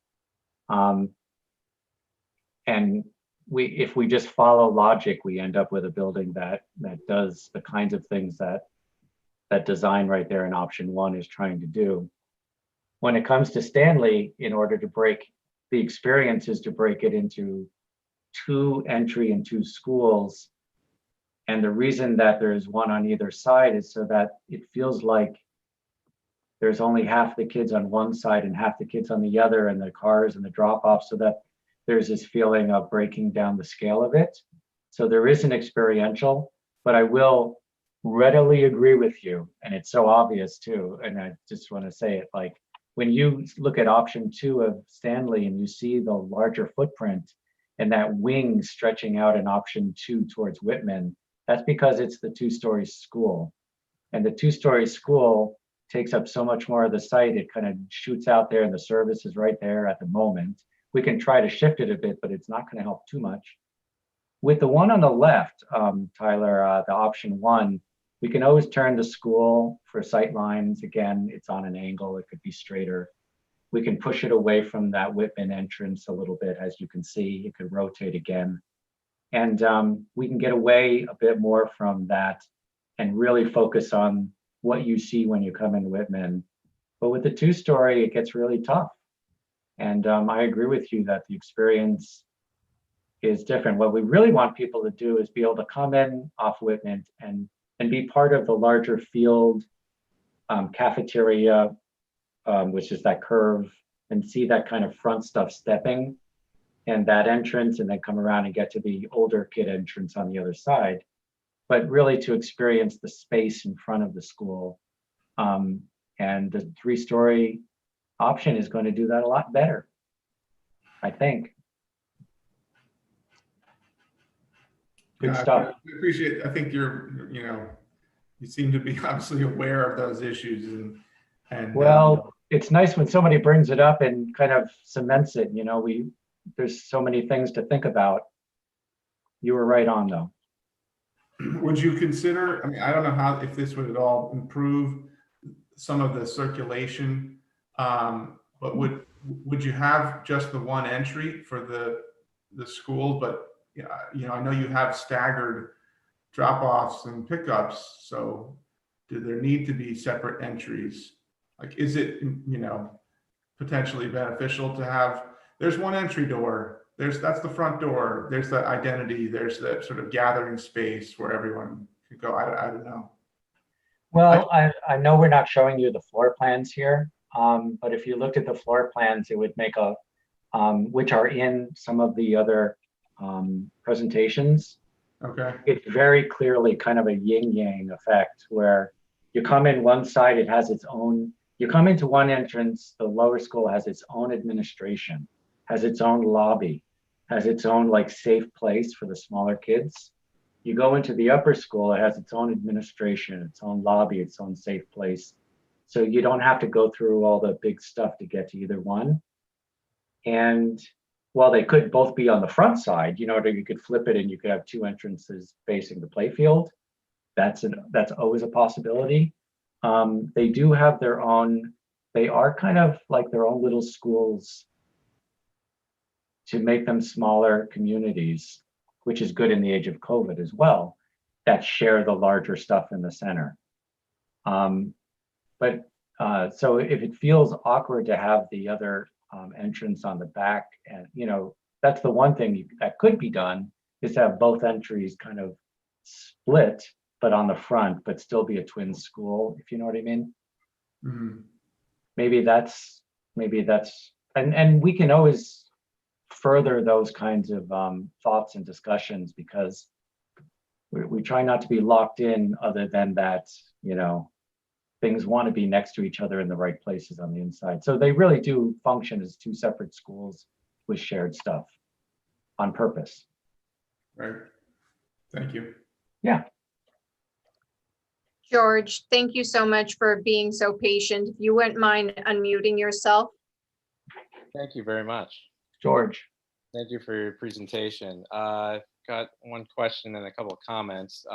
Getting back to the traffic study for the Stanley site, I just want to know, did the traffic study take into consideration people who would be coming via Humphrey towards Atlantic, so coming north on Humphrey and making that what is a very, very difficult turn when Humphrey turns into Atlantic onto that left onto Humphrey and coming in that way, because it seems that I didn't see many arrows going that way, but if that was covered, I apologize for having you go through it. So that's my initial question.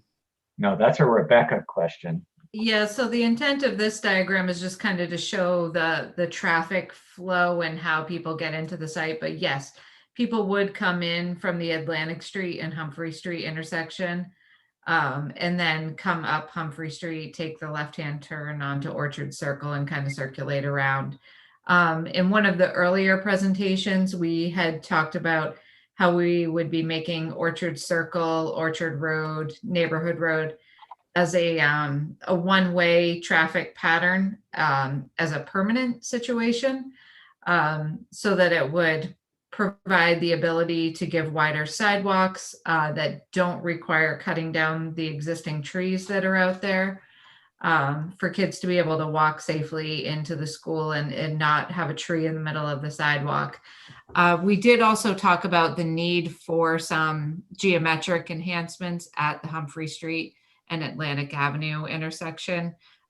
Whether the school gets built or not, really, there were a number of operational and safety concerns that we had identified there. So that's kind of on a previous graphic from another meeting that we had, that kind of shows that those types of things would need to be done. But this is kind of just focusing at the school itself for these graphics to show the circulation pattern and how it connects immediately to the neighborhood. Sure, I see. But I think that's a big factor. I think that, I've enjoyed following these presentations for the last few. I feel like it's always been organized as the build up to what is seen as the option that is being highlighted. It's along the way, the pros and cons, and we get to this, and there's more pros and very few cons. And it seems like just sort of, I'm just getting the sense of a fait accompli. But I mean, that Humphrey Street, this is this one school that's the furthest away from the others, almost towards the Marblehead line. And I think people will be coming on the Humphrey. I live on Forest Ave Extension, and I go to Hadley and to drop off and cut through some of those back roads and never really even have a problem. But I see the problem, and I'm making the right out of Forest Ave onto Humphrey Street. Making that left is very tricky, making any turn there. So I'm glad the town might address what I think is one of the worst intersections in the town, which I've come home many a time to see car accidents because of the fact that some ways you're going, you have to look almost 3 directions, especially if you're trying to go Humphrey to Atlantic. But I'm just concerned by this prospect, because I feel like, as Terry had mentioned a few questions ago, this is a community by the sea. And if we go for this, we've given up on the one building, the one school that can benefit from that interaction. Not just the fact that it looks onto the sea, but the programming that could be done. I know there is some conservation land here. It is really a very decrepit pond and swamp that, I mean, you can do some great stuff, but biologically. But I'm worried about that, and I'm worried because Mashan still has not been moved in, and we're going to just, this is the one option that gives us a building that's just going to sit there to be demolished and turned into yet again condos. So I understand the fact that it'll be brand new for a large percentage of students. I see the traffic studies, I hear what you're saying, but I just feel that, I wouldn't go with numbers that assume absentees, assume inclement weathers. I would always go in the numbers of there. You're going to have full capacity coming every day. The percentages are very small. So I thank you for your time again tonight and for George, my question. May I follow up and just ask sure. you, after what you just said, sometimes people people talk about a lot of ideas. If you were to take the survey, and you may have, what would have been your finding? I am going to take the survey. I wanted to have one more final presentation because I think you guys do a great job of breaking it down. Are you willing to tell us? I like the K through, I'd like the 3 through 5. I really think that intellectually, I think fifth graders going to middle school, it hasn't been always the way in this town. It's only been in the last 15 years or maybe less. I'm sorry if I'm getting that wrong. But I really think having more elementary education or even having this K 3 through 5 would be beneficial for kids as they mature, getting into middle school, maybe in the 6th grade. And I like, using the Hadley site for that type of a building. So, I mean, that's the one I, personally prefer. Okay, that's why I'm asking. Yeah. Hey, Lee, I just want to say one thing to George. This is Suzanne. There was a presentation on Wednesday at the Board of Select Board meeting, and then on Thursday we had a joint meeting, the Select Board and the School Building Committee. And one of the agenda items was actually reuse of Hadley, because there are a lot of people that are concerned that, we're going to demolish this building and it's such an active and it's such a community sort of location. And they had a lot of comments, a lot of really good ideas and a lot of interesting ideas about reusing Hadley. So I think if you have time, I would sort of try to track down that presentation and just at least listen to the middle part of the presentation where they discuss the reuse of Hadley, because I think the town's committed to keeping that as a public-private kind of thing, so there still is a community use there. Sure. But I agree with you. My kids went to Hadley. I mean, I love that. I love Hadley too. No, I mean, thank you for pointing me to that. I'll definitely watch it. And also, as an aside, as a parent at Hadley, we spent a lot of time with the Northeastern Marine Science Center out in Nahant trying to develop curriculum for Hadley. And we actually couldn't develop curriculum for Hadley because that beach is really unusable for research and for a lot of the sort of elementary school age science experience we were looking at. We actually ended up doing it for Fisherman's Beach. Mm-hmm. Yeah. Just because of the tides there, and there's not really like any tidal pooling areas on that beach at all. So just an FYI, we have tried to do marine science in that building for a lot of years. Good to know. I'll definitely look at that presentation. Thank you, Suzanne. Because it would be encouraging if that's the way we go. It's just I'm going by a track record. I wouldn't go by the track record for sure. Yeah. And so that worries me, the track record more than. Yeah, well, you know what? The select board are pretty committed to keeping that as a community space, because it is really beautiful to come into this town and see kids playing on that lawn. So, but what we really are attracted to, I think, is just the activity there and the possibility that a lot of people could use that space, and there could be a partnership with Lynn Scott and for the businesses downtown and everything. So there is some hope that there could be something good. Great. Thank you. I appreciate it. And appreciate all your time. Thanks so much. I don't see any other hands up or comments. There are a few, if I can take a moment or two. There were some questions that came in via email that in particular one, which asked, can the committee comment on why the projected building costs for the Stanley site is hovering close to around 800 square feet, $800 per square feet. Other educational projects in Massachusetts have run relatively less, closer to the 500 per square feet.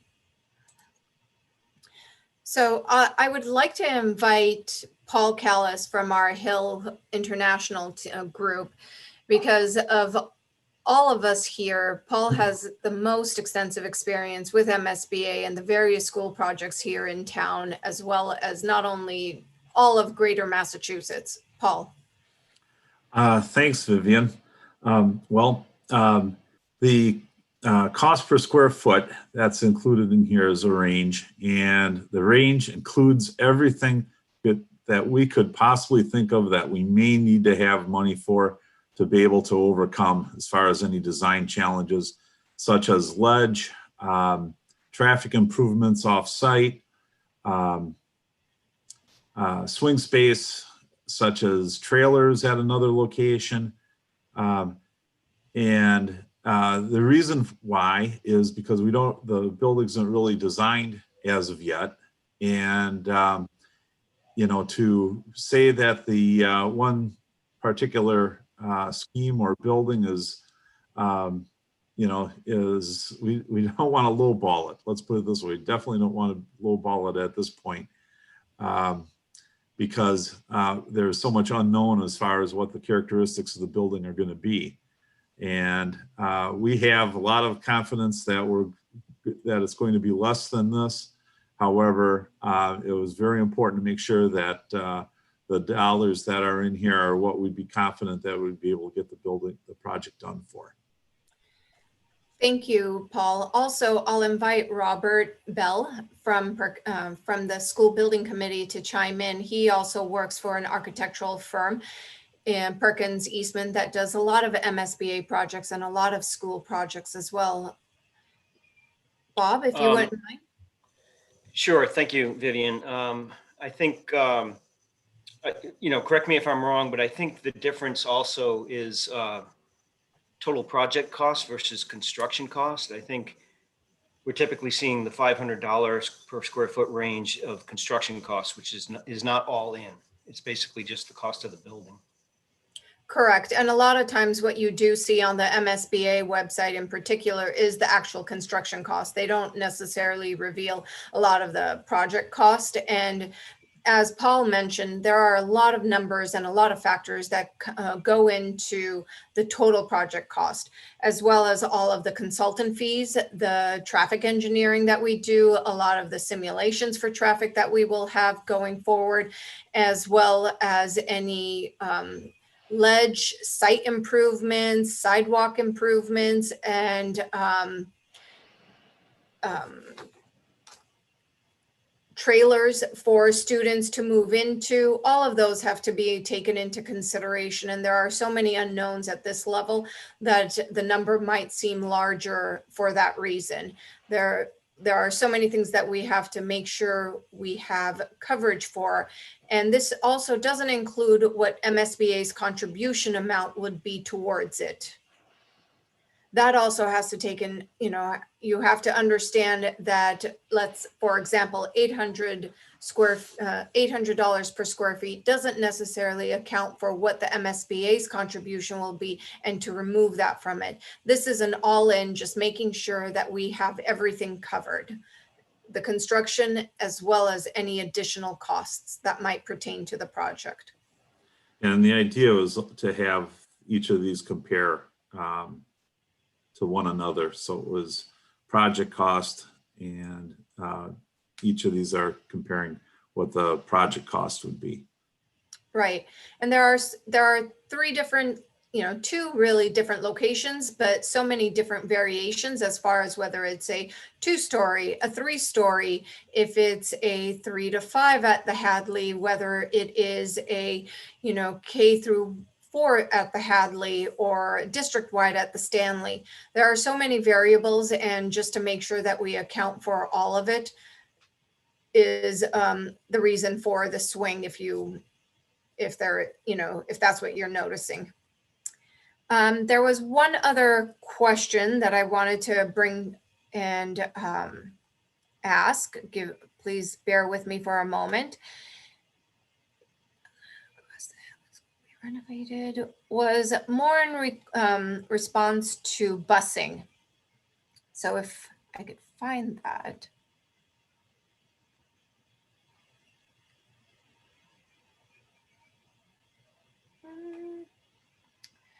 I believe there was a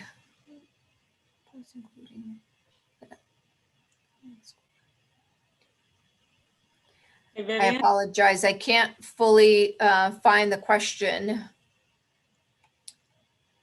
But there was a question asked in regards to busing, and please know that regardless of where the location is, busing was not necessarily part of the project total cost, but it is something that the school building committee as well as the school administration has taken into account.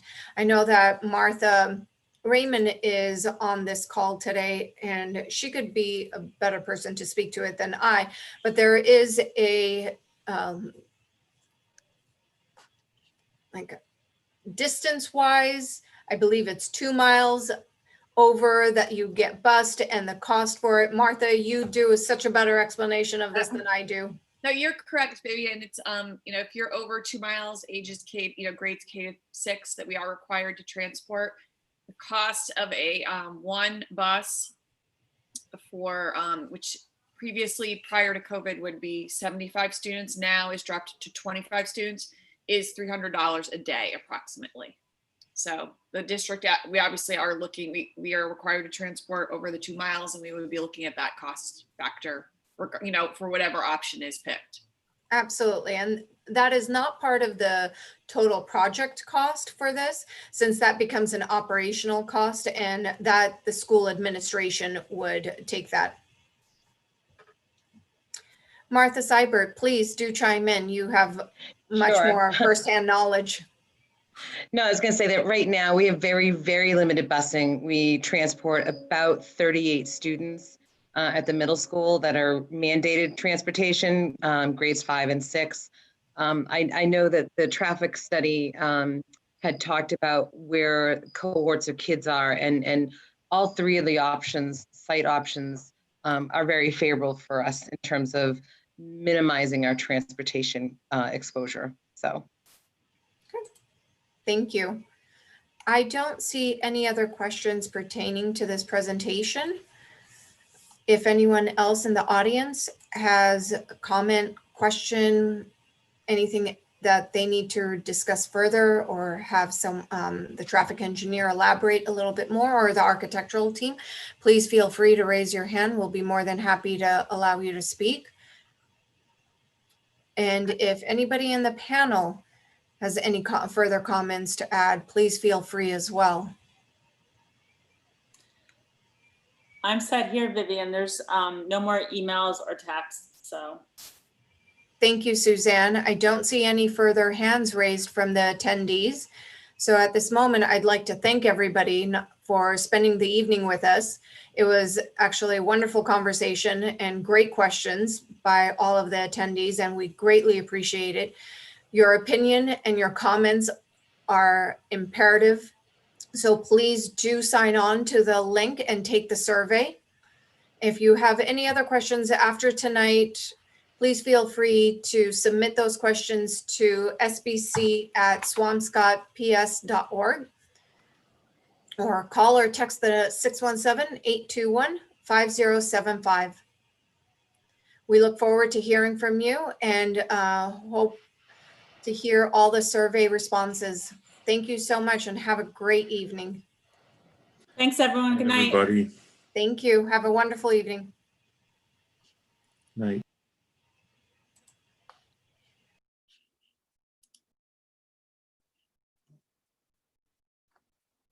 Hey, Ethan.